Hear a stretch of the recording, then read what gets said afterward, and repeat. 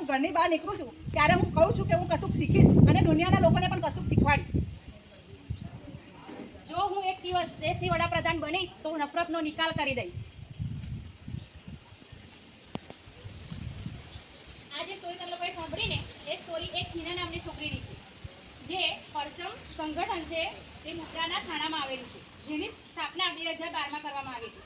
તે છોકરીઓ એટલે કે કિશોરીઓ અને મહિલાઓ ઉપર કામ કરે છે. જે છોકરીઓને કંઈ બનવું હોય, એમના ભવિષ્યના સપના પૂરા કરવા હોય તેના માટે આ સંગઠન કામ કરે છે અને મહિલાઓ તે આર્થિક રીતે સ્વનિર્ભર બને એના માટે એમને મદદરૂપ કરે છે.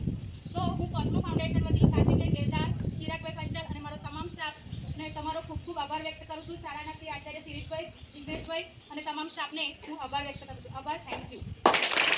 કોસ્મો ફાઉન્ડેશન આપણા ભટિયા શાળામાં ઘણા વર્ષોથી ચાલી રહ્યું છે અને એમના સાથ સહકારથી ઘણી બધી આપણને સહાય પણ મળી રહે છે. એ લોકો દરેક ગામે ગામ જાય અને દરેક શાળામાં આ સંસ્કારનું કામ પોતે ચલાવી રહ્યા છે, શિક્ષણનું કામ ચલાવી રહ્યા છે. અત્યારે પણ 8મી સપ્ટેમ્બર સાક્ષરતા દિન નિમિત્તે એ લોકોએ આપણી શાળામાં એક વાર્તા એક દિવસ એક એટલે કે ગોલ એટલે કે જે આપણો ધ્યેય હોવું જોઈએ